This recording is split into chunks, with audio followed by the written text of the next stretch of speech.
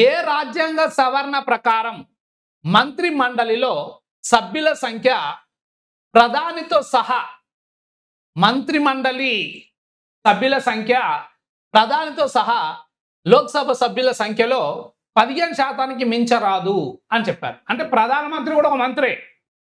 ప్రధానమంత్రితో కలుపుకొని మంత్రుల సంఖ్య ఎంత శాతానికి మించరాదు అనే అంశం పైన క్వశ్చన్ అడిగాడు. ఇక్కడ ఏమంటున్నాడు? ఏ రాజ్యాంగ సవరణ ప్రకారం మంత్రి మండలి సభ్యుల సంఖ్య అంటే ప్రధానమంత్రితో కలుపుకొని లోక్సభ సభ్యులలో 15% మించరాదు అని చెప్పడం జరిగింది. మరి ఏ రాజ్యాంగ సవరణ చట్టం ప్రకారం తీసుకుంటే మనము 1 91వ రాజ్యాంగ సవరణ ఉంది, 2 92వ రాజ్యాంగ సవరణ ఉంది, 3 84వ రాజ్యాంగ సవరణ, 4 86వ రాజ్యాంగ సవరణ ఉంది.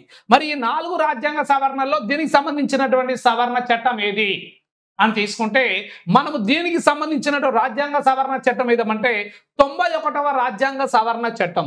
91వ రాజ్యాంగ సవరణ చట్టము 2003వ సంవత్సరంలో ఏం చెప్పడం జరిగిందంటే లోక్సభ సభ్యుల సంఖ్యలో మంత్రుల సంఖ్య 15% మించరాదు అని చెప్పడం జరిగింది. అంటే ఇక్కడ ప్రధానమంత్రితో కలుపుకొని మంత్రులు ఎంతమంది ఉండాలి?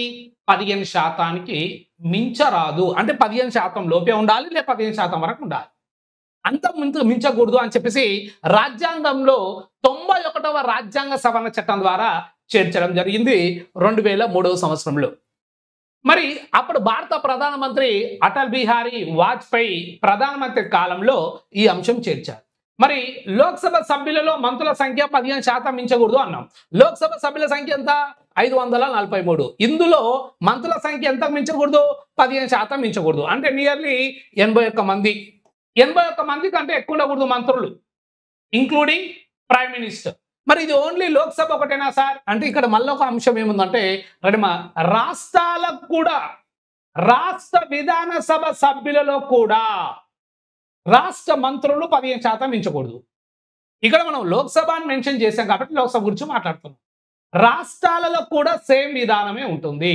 రాష్ట్ర మంత్రులు కూడా ఆ రాష్ట్ర విధానసభ సభ్యులలో 15%కి మించరాదు మంత్రులు, ఇంక్లూడింగ్ సీఎం. స్టేట్ లో అయితే, సెంట్రల్ అయితే ఇంక్లూడింగ్ ప్రైమ్ మినిస్టర్. సో అందులో 15% మించకూడదు. మరి ఇది ఇప్పుడు మనకు ఆన్సర్ ఏం చెప్తుంది? 91వ రాజ్యాంగ సవరణ. అంటే దీనికి ఈ క్వశ్చన్కి ఆన్సరు మనము ఒకటి సరిపోతుంది. 91వ రాజ్యాంగ సవరణ చట్టం 2003.